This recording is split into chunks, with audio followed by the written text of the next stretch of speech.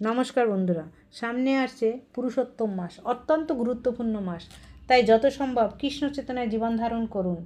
এই মাসে কি করবেন আর কি করবেন না, মিথ্যা কথা বলা যাবে না, অন্যের সমালোচনা করা যাবে না, চুল কাটা যাবে না, গ্রাম্য কথা বলা যাবে না, আমিষ আহার ত্যাগ করুন, ইন্দ্রিয় তৃপ্তি ত্যাগ করুন। আর কি করবেন? সরল জীবনযাপন করুন, সরল খাদ্য গ্রহণ করুন, বেশি পরিমাণে কৃষ্ণপ্রসাদ গ্রহণ করুন। এই মাসে প্রতিদিন ব্রহ্ম মুহূর্তে ঘুম থেকে উঠে স্নান করে, তিলক করে ভগবানের মঙ্গলারতি করুন। আর যদি সম্ভব হয় ভগবানের চরণে রোজ একটি করে পদ্মফুল অর্পণ করুন, তুলসী পাতা দিয়ে ভগবানের পূজা অর্চনা করুন। আর যারা 16 মালার কম জপ করছেন তারা চেষ্টা করুন এই মাসে 16 মালা জপ করতে। আর যারা 16 মালা করছেন তারা এক্সট্রা মালা জপ করতে চেষ্টা করুন।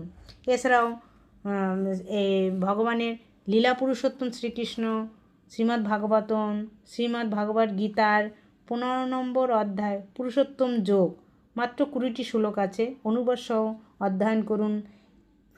33টি তুলসী পাতা দিয়ে ভগবানকে অর্পণ করুন, 33 বার তুলসী পরিক্রমা করুন।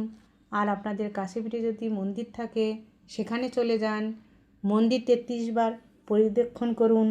এছাড়া 33 বার দণ্ডবত প্রণাম করুন। অনেকে একবার ভোজন করে, কেউ ফলাহার করে, আবার কেউ অবসন্ন গ্রহণ করে, কেউ কলা পাতায় খায়, পদ্ম পাতায় খাওয়া যায়, তবে কাঁসার পাত্রে এ মাসে খাওয়া যায় না। এই মাসে যার যত সামর্থ্য অনুযায়ী দান করুন। দান করলে 1,00,000 গুণ ফল লাভ হবে। তবে আপনার সব দিক বিবেচনা করে তবেই ব্রত পালন করুন। হরে